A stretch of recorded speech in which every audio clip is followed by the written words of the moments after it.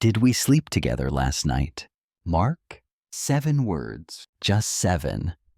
And they fell like a guillotine blade in the quiet kitchen. Mark Wilson looked at Elaine Prescott, his boss, his director, the woman whose sharp mind and steady fairness had quietly guided his life these past 3 difficult years. She stood there, wearing Sarah's old Yale t-shirt and sweatpants, looking younger, softer, impossibly vulnerable, and completely, heartbreakingly lost. Her face was pale, uncertain, nothing like the calm, controlled woman he knew. A tremor passed through the careful world he'd built. 24 hours earlier, he had still been just existing, routine, suppressed longing. 3 years since Sarah. The empty side of the bed had become familiar, cold, safe. Being Lily's dad was enough. It had to be enough. The office party, Trevor's nudge to live a little. The music, the crowd, it all slid past him like rain on glass until Mrs. Patel's text. She'd take Lily to the recital, a small window of freedom, a chance to show his face, and quietly thank Elaine for always understanding. He found her at the bar, simple black dress, a warmth in her eyes he'd never seen at work. One drink became conversation, real conversation. He spoke of Sarah, of the ghost pain of reaching across the bed at night. Elaine listened, really listened. Her usual cool gaze softened into something gentle, something that saw him. Then she said it, almost too quietly. The divorce was finalized yesterday. The rawness in her voice cracked something open. Glasses empty, edges blurring, she swayed. He caught her elbow. Her skin was warm, fragile in a way that startled him. Outside, cold air, no cabs. No one can see me like this, she whispered against his ear. Guilt twisted hard in his stomach. Lily's recital, his daughter's moment. But Elaine leaned heavier against him. And he couldn't leave her. He called Mrs. Patel. He made the impossible choice. In his car, she spoke of 12 years, of betrayal, of a man who couldn't stand her strength. Her pain filled the small space, heavy, pressing against his ribs. At her place, keys gone, panic rising. I can't go back there. And so he heard himself say it. Come to my place. He settled her on the couch. Water, aspirin, a note. Then he ran to Lily. Guilt burning like fever. He caught the end of the recital. Lily's smile, medicine, and knife at once. Later, Elaine stirred, embarrassed, mortified. He offered the guest room, Sarah's clothes. It felt wrong and necessary. Thank you, she whispered. Before the door closed between them, morning came. Lily with cartoons, Elaine in the doorway, in Sarah's faded shirt, looking small and ashamed. Then the question, low, urgent.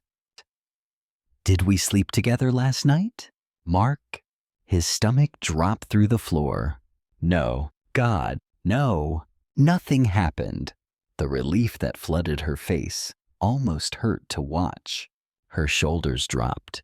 A long, trembling breath escaped. Thank God. She straightened quickly, professional mask sliding back into place. I would never want to complicate things between us. You're one of my best people. I respect you too much. He nodded.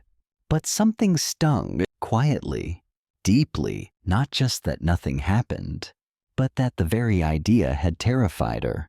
He hadn't realized how completely he'd erased the part of himself that could still be wanted.